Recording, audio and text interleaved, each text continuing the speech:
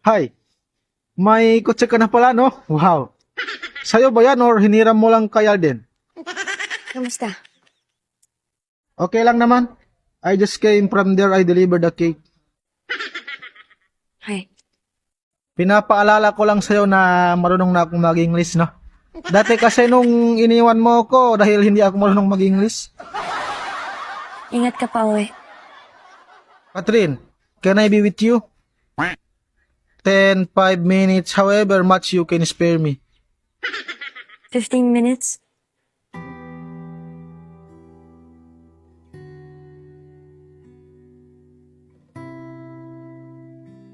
Naubos 1 minute ko dun, ha? Okay lang. Meron ka pang 14 minutes. Catherine, December na pala ngayon, no? Merry Christmas. Sorry, di ako magki-Christmas. Bawal sa amin yan eh. Muslim ako. Catherine, alam mo ba na first time natin ngayon nagkasama na Pasko?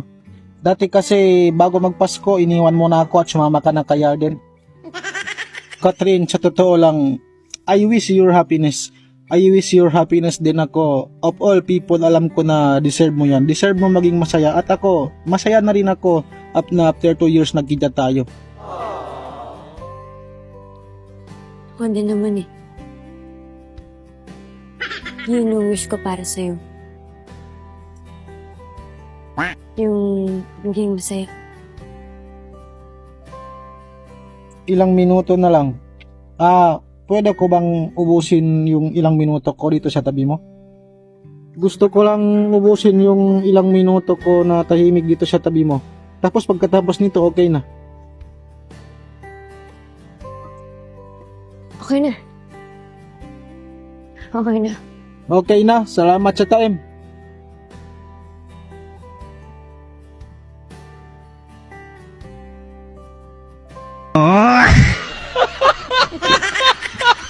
Sumunod daw si Ma'am Catherine sa US kaya pala tahimik sa social media kasi wala talaga siyang post mga kasmaros no sa kanyang Instagram account. So ito yung hinuha at iniisip ng maraming Catherine fans ngayon mga kasambreros. Tapos si Sir Alden dito may pabati ulit. And then marami tayong items no lalo itong post ni tawag ito ni Daddy Bay sa Amerika sa ganap nila doon mga kasambreros no. Unahin ko itong, sige, isasali ko ito, yung friend ni Ma'am Catherine, na si Aris de Los Santos, no, or Aris de Santos, nag-post din pala siya kagabi ng kanyang mga ganap doon sa Australia, no, kasamang kanyang boyfriend na si Daniel Velasco at saka yung kanyang parents, mga kasembreros. So, pasegwahan ko lang ito ng konti, mga kasembreros. Tapos, ito, nag-post kagabi ang picture ang isang admin na kung saan ay may hikaw no at saka parang mina-match nila doon sa outfit nga nung spotted na si ate sa may nakasama si Mayor Mark Alcala mga kasembreros, which is definitely napatunayan na at saka na-debunk na mga kasembreros na hindi iyon si Ma'am Catherine. So, yun po ay kapatid ni Mayor Mark Alcala mga kasembreros. Kung kaya, wag na tayong, galingan niyo yung edit na. Kasi wala naman talaga mangyayari. Kasi nga hindi yun si Ma'am Catherine mga kasembreros. Tapos, ito, hindi ko lang kung saang award ito, no? Pero posted ito ni Jason Starr. Tao dito na may awards si Ma'am Catherine, mga Kapamilya Stars Anniversary Fall 2025. So, parang siya yung movie actress of the year. Okay. So, lahat ng kapamilya actress or actresses nagkaroon ng parang survey dun sa buong 2025 kung sino yung number 1 nila na movie actress of the year, mga kasembreros. So 4 hours ago, her star, sabi ni Jason Starr, her star power helped make the film a record-breaking success, solidifying her as one of country's leading actresses. Catherine Bernardo wins Movie Actress of the Year for her performance sa Hello, Love Again nga mga kasembreros, no highest-grossing Filipino film of all time. So congratulations kay Ma'am Catherine. Nako, talagang hindi ito nakakapagtaka mga kasembreros na siya ulit ang tinanghal na movie actors of the year kahit na sa mga ano nga 'di ba, kahit na yung mga kakompetensya niya ay mga ibang movies na, siya pa rin yung nananalo. How much more yun sa ano lang, sa ABS-CBN mga kasombreros na mga dito na mga actresses. So pero healthy competition naman ito sa kanila and validation ito ng kanyang dito ng kanyang pagiging magaling na actress mga kasombreros. Si Asia's multimedia star. And then ito, 21 hours ago, on the way na Team Catherine para kasuhan, gumagawa ng fake news sa kanya. So sabi dito, parang kakasuhan daw yung gumawa ng, nag-post ng spotted daw sila ni Mayor Mark Alcala mga kasombreros na hindi naman totoo. So, pero ito, parang panakot lang ito ng isang fan or ng isang admin mga kasombreros para magsitigil na yung mga gumagawa ng edit at saka alam mo yun, hindi totoo para lang kasi ano yun parang panda-down yun sa sa moral din ni Ma'am Catherine mga kasombreros na tao dito na parang sasabihin hindi siya edukada at saka hindi siya well-mannered na tao. Kasi 'di ba, si Mayor Mark Alcala nakailang girlfriends na 6 or 5. Tapos si Ma'am Catherine talagang one long time boyfriend mga kasombreros. So ibig sabihin she really values relationship mga kasombreros, especially sa mga jowa-jowa. Hindi siya yung tipo ng babae na pagkatapos ng ganito 2 taon maghahanap na naman ng panibagong boyfriend. Kasi nga nandyan si Mami Min, pinalaki siyang maayos. So hindi naman sa pangmamaliit ng ibang mga artistang babae, no? Talagang kaliwat ka. Parang after 2 years, iba na naman yung kanilang mga boyfriends, mga kasombreros. Pero, yun buhay nila yung mga kasombreros. Ito, next item tayo mga kasombreros. Kagabi, nag-post, nag-recall din. December 28, 2024 pala yung skydiving, no? Ng Kath din doon sa Dubai, mga kasombreros. So, nakakatuwa kasi yung petsa, di ba, for December 28 kahapon. So, 4 days to go na lang. Birthday mo na, baby ko. So si Chard Fulkerson mga kasombreros, no, na isang fan din ni Alden mga kasombreros sa Facebook mga kasombreros. So ang mga petsa ay hindi nagsisinungaling mga kasombreros, no? Kasi nga ay petsa sila mga kasombreros. Maaring maaring magsinungaling ang tao pero ang petsa hindi. And then ito, so parang ano na siya, parang na-recall lang siya mga kasombreros, no? Na kung saan ay Happy New Year 2026. Nagsabi siya dito ng kanyang ganap na medyo late ng konti mga kasombreros. So New Year and birthday ay doon sila sa Amerika, no? Parang yun ang sabi niya dito mga kasombreros. So, yun po mga kasombreros. And then ito, so yun nga si Bad Daddy Bay ay nag-post ng kanya mga Facebook posts mga kasombreros na kung saan si Soiti dito ay parang may kinakausap, no? Hindi ko alam kung ito yung kanyang tita Jo mga kasombreros. Pero yun, nasa bahay sila ng, parang ano pala doon, no? Yung bahay nila, no? Parang paakyat, no? Something like that mga kasombreros. So, dito ay may mga kotse, of course, no? At saka ang ganda ng bahay nila. And then, si Alden ay naka-brown na panlamig na outfit, mga kasombreros, tapos naka-glasses. Nag-aantay sila, parang aalis yata sila. So, andito rin si Risa, si Angel andun sa likod, no? And then, so yun, post ito ni Daddy Bay. Kasi tahimik talaga. Tahimik ang post ni Sir Alden, tahimik, si Ma'am Catherine tahimik. So ito yung ating next item actually na pinost din ng isang admin mga kasombreros. Celebrity Today kahapon, explosive news, Catherine Alden spotted preparing to leave for the US. Rumors swirl as fans question every detail. Was this sudden trip really planned, or is there something they're hiding? Cameras caught secretive moments, intense glances. So, hindi ko lang talaga maano dito sa mga gantong post. Yung mga grabe yung grabe yung mga words na ginagamit. Tapos, hindi naman totoo, no, mga kasombreros. So, coincidence or secret plans unfolding under the radar. Social media is buzzing, speculation is high, and everyone wants to know the truth behind this Kath Den move. So, click to uncover the story, the full story. So, hindi totoo na nagsama silang pumunta sa Amerika mga kasambreros. Pero yung speculation dito na isa pa ay susunod si Ma'am Catherine kasi may iba na akong mga nakita nagko-comment no na tawag dito na susunod si Ma'am Catherine doon kasi tahimik yung kanyang social media. Pero hindi rin ako sure no talaga na kung susunod si Ma'am Catherine doon, pero hayaan na lang natin kung ano yung magiging desisyon ng bawat isa. So ito na nga ha, yung ating main item mga kasambreros, 14 hours ago, si Arlinda Cabog, susunod kami kay Mahal sa US. So yun talaga yung post niya dito mga kasambreros. Tapos may caption dito na hindi ako yarn sa US ang punta ko. So parang sinasabi niya dito na ni Ma'am Arlinda Cabog ha, hindi si Ma'am Catherine, na hindi siya yung sa kay Mayor Mark Alcala na spotted mga kasambreros kasi pupunta siya or hahabol siya or susunod kay Sir Alden sa US mga kasambreros. Ako kasi sobrang tahimik ng social media, especially ng Instagram account ni Ma'am Catherine, wala talaga siyang pinopost no. Pero palagay ko nag-iipon siya ng mga pictures para ipopost na naman mga kasambreros kagaya ng ginawa niya dun sa Christmas party nila sa Bernardo family.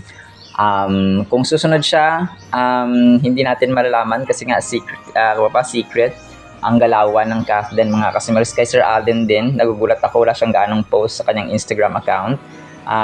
So kung kaya nagtataka ako at saka yung ibang fans na bakit tahimik sila no, sa kanilang social media. Unlike dati na talagang si Alden ay kaliwa ako pa, parang ang dami niyang pinopost mga kasambreros kapag may ganap siya no, sa ibang bansa mga kasambreros kagaya no, sa London sila and so on mga kasambreros. Kapag family trips talagang parati siyang nagpo-post mga kasambreros.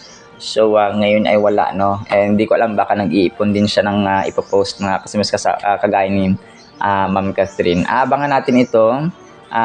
Pero yun nga no, at the end of the day kung ano man ang kanyang desisyon, kasi may lalabas naman talaga na proof yan mga kasambreros na pupunta si Ma'am Catherine sa US or magbabakasyon siya sa ibang bansa. Maaring sa Thailand na naman, maaring sa ibang bansa no, kasi yun naman ang pattern nilang dalawa. So kunwari si Alden lang mauna, tapos maya nakita mo andun na si Catherine mga kasambreros sa kanyang bakasyonan no, or bahay, kanyang lugar na babakasyonan. So basta sa atin lang, we're happy kung ano yung gusto nilang gawin sa kanilang buhay mga kasambreros. Basta tayo ay todo suporta lang sa kanilang mga individual na ganap at individual na plano sa buhay. And then ito sobrang cute dito mga kasas no, kagaya ng inyong napakinggan si isang vlogger ito. Tapos ano rin siya, Cathlenatic din siya mga kasambreros kasi parang yung isang eksena ni Ma'am Catherine sa kanyang teleserye. Tapos sabi niya, sabi nito, wow, may bagong kotse ka na pala. Kanina yan, hiniram mo lang kay Alden. So Cathlenatic din siya mga kasambreros, no? Si Kuya. So sobrang kulit nito, no? Kagaya na inyong napakinggan mga kasambreros. So talagang nagulat ako dito kagabi na may mga dito na nagulat ako na may post pala na ganito mga kasambreros. Talagang as in Havay yung kanyang acting skill at saka parang tugmang-tugma doon sa mga sinasagot niya ni Ma'am Catherine mga kasambreros. So talagang nirecall na rin dito na bago magpasko daw last year si Alden yung sumama daw siya kay Alden and so on mga kasambreros. Sobrang kulit nito mga kasambreros no. So pampag-good vibes talaga si Kuya. So yun po no, talagang hindi ko lang kung paano yung nagawa ito. Pero yun, memorizing lines lang yun yung ginagawa niya mga kasambreros no. Which is nagagawa rin naman natin minsan. sobrang ganda at sobrang kulit mga kasambreros ni Kuya. And then ito, next item natin, 3 hours ago, the box office queen and one of the most influential celebrities or celebrity endorsers, Miss Catherine Bernardo. So yung mga kakulitang pictures ni attorney nung maliit pa siya. Tapos yung nagdalaga na at naging fully woman na si attorney mga kasambreros, no? So sobrang cute, walang retoke, walang pinagawa sa katawan at saka sa itsura. Hindi gaya na mga sinasabi ng ilan mga kasambreros. So, wag na tayong, wag tayong gumawa ng issue dahil lang sa gusto nating lagyan ng issue mga kasembreros. Tapos, 6 hours ago, sana totoo Alora. So, ito yung pinost na May 25, 2024, naging sila. Wala man tayong solid na proof. Pero yun nga, no, talagang solid tayo na Catholic mga kasembreros, whatever happens sa kanila. So, May 25, 2024. So, ito yata yung time na parang lumabas sila, no, mga kasembreros na spotted sa BGC. Pero, for further confirmation naman talaga ito. And alam naman talaga natin na nag-uusap ang dalawang ito, mga kasembreros. Marami na tayong proof. And then ito, 14 hours ago, Abante News Online. Usap-usapan ng mga netizen, ng mga memang netizen na mukhang si Bianca de Vera ang susunod sa mga yapak ni Catherine Bernardo. Tapos, hindi ko lang maintindihan, sinasabi dito na Bianca inintrigang gaya-gaya kay Catherine.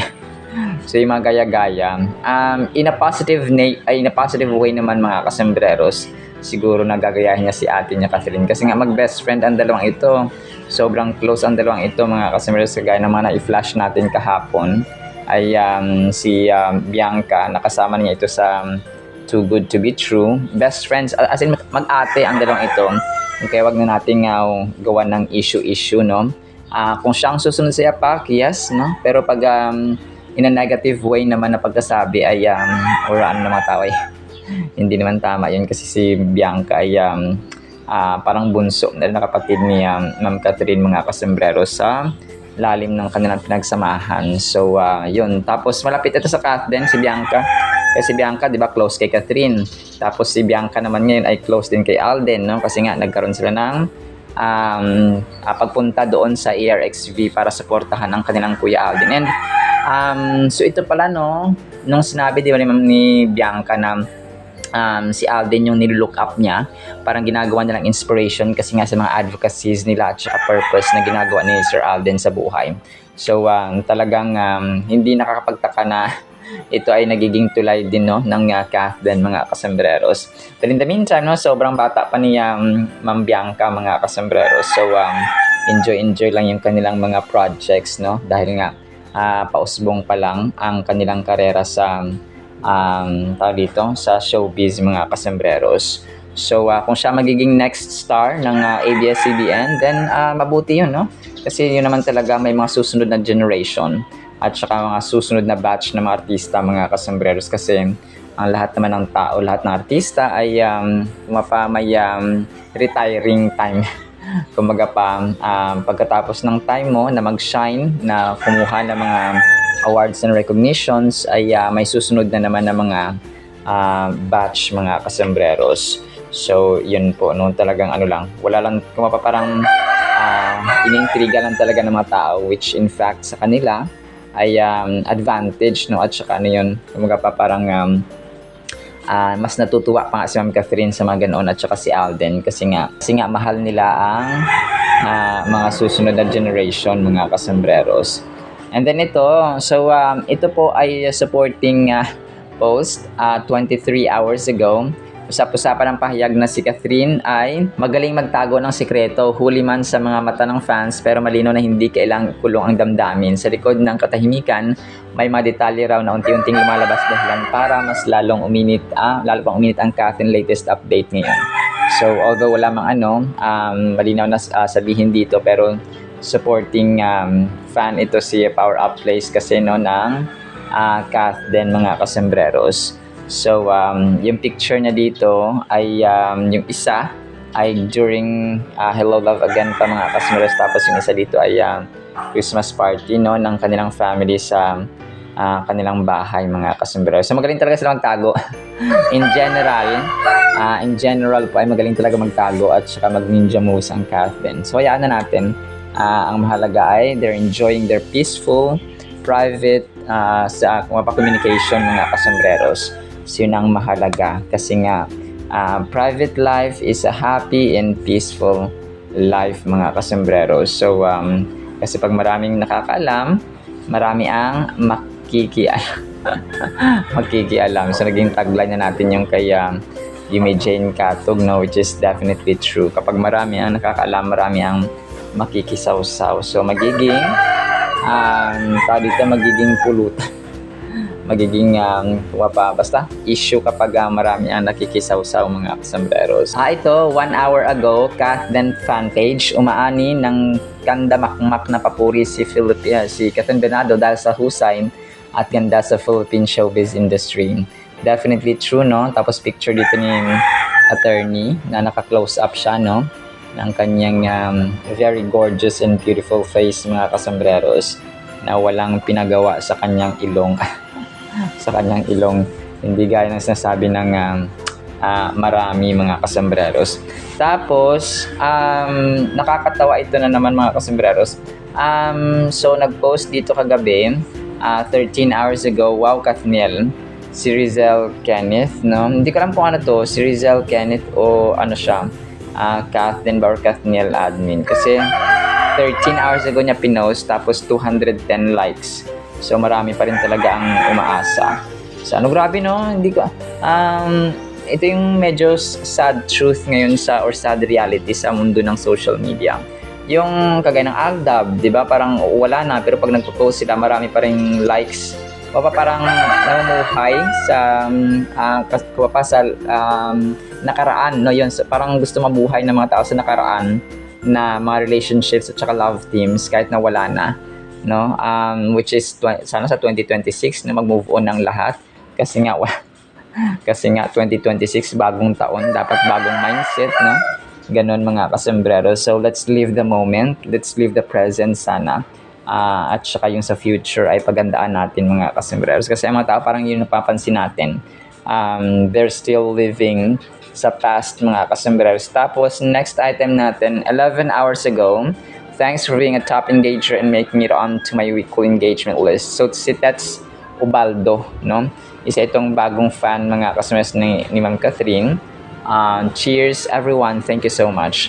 So, bagong fan ito ni Kath mga kasembreros, no? Na nag-share at nagpo-post ng mga ganap din po ni Phenomenal Box Office Cinema Queen mga kasembreros. So, nakakatuwa kasi madami rin talaga yung sumusuporta, no, sa Kath din mga kasombrero, especially sa kahit na sa individual ganap nila mga kasomberos.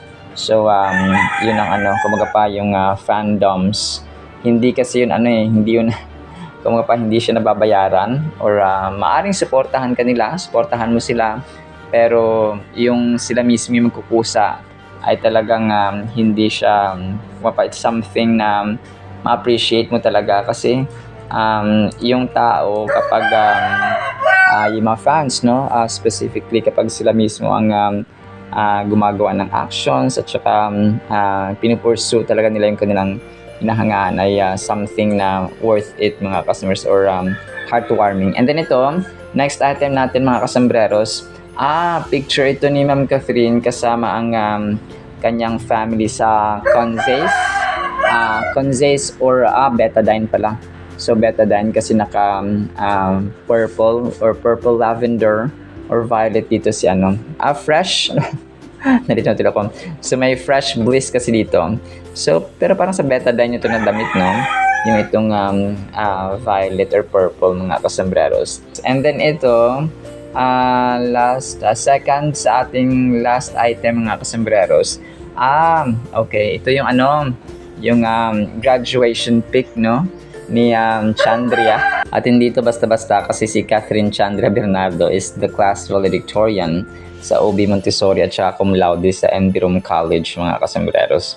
So hindi naman nakapagtataka kasi the way she speaks, no, talagang full of wisdom mga kasambreros kasama or kagaya ni Tisoy mga kasambreros. So hindi na tayo magtataka doon kasi ang tao makikilala mo rin kung paano sila magsalita, no? So kung nakita mo na very eloquent at saka yung mga ginagamit niya mga English vocabulary minsan ay malalim mga kasambreros, yun ang isang manifestations or proofs mga kasambreros ng isang tao ay matalino, no? Kasi nga siya tao dito magsalita, the way they speak, mga kasambreros. So yun po. And then ito, next item natin mga kasambreros, nag-post ng isang ano dito, ang cute nito. Kasi parang yung pictures, ano siya, parang black and white, no? Hindi ko parang charcoal something, mga kasambreros. Ang pinost ng isang admin dito, na kung saan ay pictures nga ng Kathleen, no? Yung basis niya doon sa kanilang wedding doon sa may Hello Love Again, mga customers. And nakakatawa dito na ang pangalan ng fan page ay Maine and Alden. So Aldab Days pa ito, mga kasembreros. So 1 day ago, pero Maine and Alden yung updates na pangalan niya, pero Kathleen yung kanya nang sinusuportahan yun. So sana ganito, no? Kahit na yung fan page or dati kang fan ng Aldab or Kathleen, kung Kathleen naman na ang uso ngayon or sila yung nasa present, dapat yung sa present yung pipiliin nila. Ang tahimik at payapa ng buhay kapag walang biyanan sorry po, na nakikialam at nakikisali sa pamamalakad sa buhay pamilya niyong mag-asawa. Tapos natuwa ako dun sa biyanan, mga kasembreros. Grabe, 400 likes, no? 402 likes, mga kasembreros. Pag gagantong dami, marami na rin yung engagements or reaches nito, mga kasembreros. So ang cute lang kasi ito yung wedding time ng Kathleen sa Hello Love Again, mga kasembreros. So nakakatuwa, na nakakakilig, na nakaka-good vibes, mga kasembreros. So ganun naman talaga dapat, no? Good vibes lamang tayo. Alright, so yan lang actually sa ating Kathleen items, no? Sana po ipangin po natin ang napakagandang salita po ng Panginoon. So malapit na naman ang bagong taon. So iwasan natin ang mga bad vibes para yung ating bagong taon ay punong-puno ng good vibes lamang at saka good news. Ganon. So hindi yung kakapasok pa na ng bagong taon na yung mga nega na agad. So talaga na-nermon ako dito. So yun po, kidding aside, mga kasosya, sana po ipangin po natin ang napakagandang salita po ng Panginoon at isang pinagpalang Lunes po sa bawat isa. At para po sa ating Word of God ay kapupulutan po natin ang aral ito, ha. Ang title po ay Mag-ingat or Maingat sa Kilos. Ephesians 5 verse 17, Don't act thoughtlessly, but understand what the Lord wants you to do. Napakaganda, mga kasembreros. Mahirap intindihin, mahirap alamin ang kalooban ng Diyos or ang gusto ng Diyos na mangyari sa ating buhay kapag hindi po tayo nagbabasa ng Biblia, kapag hindi po tayo nagpapakonsulta sa mga church leaders, sa mga Christian natin na mga kakilala or kaibigan or kapatiran sa simbahan, kapag hindi tayo nagpapakonsulta sa ating magulang, sa ating mga nakakatanda, and so on, mga kasebreros. So sabi dito ni Apostol Pablo, huwag tayong kumilos or gumalaw or magplano or magdesisyon ng padalos-dalos without thinking 100 times, 10 times, no, 5 times, mga kasebreros. Kasi dito na dadali, no, yung mga tao kapag hindi sila nag-iisip ng maayos. Kung padalos-dalos sila ng desisyon, padalos-dalos ng plano, padalos-dalos ng actions, no. May mga taong nag-away lang sila, nagkaroon ng misunderstanding ng asawa, naglayas agad, no? Hindi dapat kundi dapat ay pinag-uusapan ng may hinahon, no?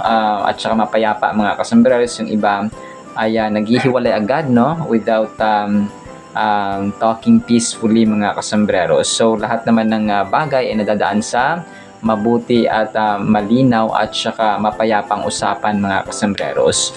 So ito yung reminder sa atin ng Panginoon na bilang tao, kasi 'di ba, yung kahit anong yaman, anong sikat, anong posisyon mo sa gobyerno or sa ating society, kapag ikaw po ay mayabang or hindi ka nag-iisip ng maayos, especially kapag mga public figure ka, let's say artista or public servant or influencer or vlogger, ay nagiging example ka, no? Especially sa ating loob ng tahanan. If you are a parent, if you are a kuya or ate, ay dapat nagiging good example ka sa yung mga nakakabatang kapatid or nakakabatang mga future generation or younger generation, mga kasembreros. So don't act thoughtlessly, no? Kung hindi ka nag-iisip, no? Kung kaya maraming mga kabataan, no, yung mga nagkakaroon ng early relationships, no, kasi nagpapadala sa bugso ng damdamin. Pero ang sabi dito ni Apostol Pablo ay we have to understand, no? Unawain natin yung kalooban ng Panginoon, yung kanyang gusto sa atin. So malalaman natin yan. Maraming paraan ang Panginoon kung paano natin malalaman yung kanyang kalooban or yung kanyang gusto sa ating buhay. Unang-una, yung kanyang salita sa Holy Bible. So paano natin malalaman ito kung hindi tayo nagbabasa ng Biblia, mga kasembreros? That's pinaka number one talaga, yung salita ng Panginoon. Kasi malinaw yun eh. Malinaw na malinaw ang instructions at ang syempre printed, no? At saka nababasa natin ang salita ng Panginoon. So kung hindi niyo maintindihan yung isang version, kunwari gumagamit kayo ng New King James Version, kung hindi niyo maintindihan, gumamit kayo ng New Living Translation, New American Standard Bible, New International Version, and so on, mga kasus. Kasi marami naman, may Tagalog pa nga, no? Kung hindi maunawaan sa Tagalog, sa English, sa Tagalog. Kung hindi maunawaan sa Tagalog, meron din pong Ilonggo at saka Bisaya, kung ano pong dialect na meron kayo, mga kasombrero. So ginawa na ng Diyos na madali, no? Ang Biblia, mga kasus, yung kanyang love letter, yung kanyang salita para sa atin. Siya na yung nag-reach out mismo na kung hindi pa talaga kaya ng Tagalog, may Bisaya, may Ilonggo, no? Kung ano mga dialect na maintindihan natin, may Ilocano, no? Search lang natin, mga kasembreros, din kung wala tayong printed na Holy Bible. So, sa atin yung pinakamadali. Jesus Christ did what was yung pinakamahirap, the most agonizing, yung pagpapako niya sa krus, mga kasembreros, na hindi natin kaya at hindi tayo karapat-dapat. Only the Son of God the Father, mga kasembreros, na si Lord Jesus Christ ang karapat-dapat, worthy, mga kasembreros, no? Na mamatay para sa atin so that ang ating kasalanan ay matubos, mga kasembreros, at mapawalang sala tayo at hindi naman naig ang galit ng Diyos Ama sa atin because of His Son Jesus Christ took every punishment, every penalty ng ating kasalanan, mga kasembreros. In the book of Ephesians, Paul writes to the believers of Ephesus, urging them to live wisely and to understand God's will. Ephesians 5:17 emphasizes the importance of wisdom in our everyday choices. The verse starts with a clear directive not to be unwise, no? Huwag tayong hindi maging maalam. So, maliban sa salita, yun nga, no? Gagamit siya minsan ng tao, no? Magre-remind sa yung nanay mo, tatay mo, yung kaibigan mong Christian, yung kaibigan mo, for example, yung katrabaho mo, for example, na Christian, or mga pastors, o mga kapatiran sa church. So, sila yung magre-remind sa atin, no? Pangatlo, yung konsensya. Kaya yung konsensya, minsan magugulat ka na parang may bubulong sa'yo, parang may mag-whisper sa'yo na hindi tama yan, hindi maganda yan, hindi mabuti yan. So, you need to change your choice, know your plan, your decision, and then yung pinakamahirap sa lahat, yung circumstance. Yung magbibigay siya ng problema. Let's say, magbibigay siya ng sakit, no? Kunwari, magbibigay siya ng problema. Basta, no, yung circumstance, yung problema, yung challenges, mga kasamaras, para tayo po ay magising sa katotohanan at ma-redirect yung ating desisyon, ng ating plano at ang ating pagkatao, mga kasambreros. So, kagaya sa akin, no, hindi na pala tama yung lifestyle na ang almusal mo ay alas 12 ng tanghali, yung almusal mo ay alauna ng hapon, no? Yung almusal mo alas 11 ng umaga. So dapat yung almusal talagang breakfast nga, no, sa morning, mga kasambreros, talaga, kung kaya ako nagkaroon ng acid reflux. So yun yung pinakamalalang circumstance na akin experience, mga kasambreros, and even today, no, natitrigger siya, mga kasambreros, na kung saan ay kung ako sa inyo, wag niyo po akong gayahin na nagpapalipas ng gutom, no? Kasi nga isang marami actually na pwede kang magkaroon ng sakit na kapag nagpapalipas ka ng gutom. Pwedeng ulcer, no? O pwedeng acid reflux or acid, mga kasambreros, or GERD, no? So yun siya, mga kasambreros. So tapos yun, no, circumstance. Kunwari wala ka ng panahon sa pamilya mo, sometimes magkakaroon ng challenges, no?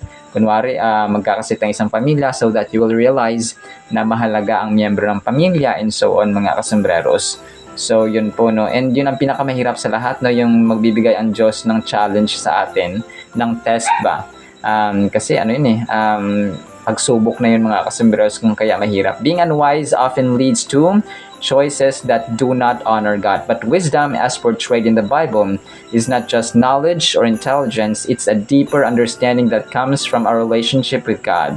When Paul tells us to be wise, he encourages us to seek out God's guidance in every aspect of our lives. Understanding refers to having insight into the ways of God. It brings to mind the necessity of aligning our thoughts and intentions with God's plans for us. So yun, understanding na pangunawa mga kasembreros, which is very important sa mag-asawa, sa magkapatid, sa magulang, no, sa anak, and so on mga kasembreros. No, understanding, yung may pangunawa ka, it's very important mga kasembreros na magkaroon tayo ng pangunawa. Kasi kapag may problema, maunawaan natin yung mga bagay-bagay, hindi tayo kumbaga magbubulyaw, hindi tayo mag-aaway because we understand na talaga nangyayari ang isang bagay mga kasembreros. Kunwari, nawawala yung nakalimutan mo kung saan nilagay. So, may mga taong, may family member ka kapag mainitin ang ulo. Ayan, saan mo kasi nilalagay? Ganito, ganyan. Ang dami nang sinabi, imbis na tumulong na maghanap ng nawawalang bagay. So, kapag may pangunawa ka, hanapin yun na lang kasi natural naman talaga na nakakalimutan natin minsan ang mga bagay at mga gamit natin mga kasembreros. So, kung wala kang pangunawa, magbubulyawan na yan. Pero kapag meron kang pangunawa, natural talaga yan. Yun ang sabihin mo. Natural talaga yan. Nakakalimutan natin minsan yung mga bagay-bagay kasi walang perfectong tao. So, ganun mga kasembreros. Napakaganda yun. Napaka-ideal talaga ng understanding na family members, kapatid na understanding, magulang na understanding, asawa na understanding, anak na understanding. So, kahit sa napakahalaga po na meron po tayong understanding mga kasembreros. Understanding refers to having, sabi dito, this suggests that this understanding isn't automatic. No, we have to actively seek it. We can do so through prayer, reading scripture, nagbabasa ng Biblia nga, no, panalangin, no, and maintaining a relationship with God. As we become more familiar with the Bible, we learn more about God's desires for our lives, which equips us to make better decisions, guiding us towards fulfilling our purpose in Him. So yun nga, no, na-mention natin parati rin dito yung kung ano ba yung kalooban ng Panginoon. So ito yung mga bagay na mas nakakapagpalapit pa sa iyo. Kunwari ang trabaho mo, meron ka pa rin time sa pagbibiblia, panalangin, sa pamilya, balanced life ba?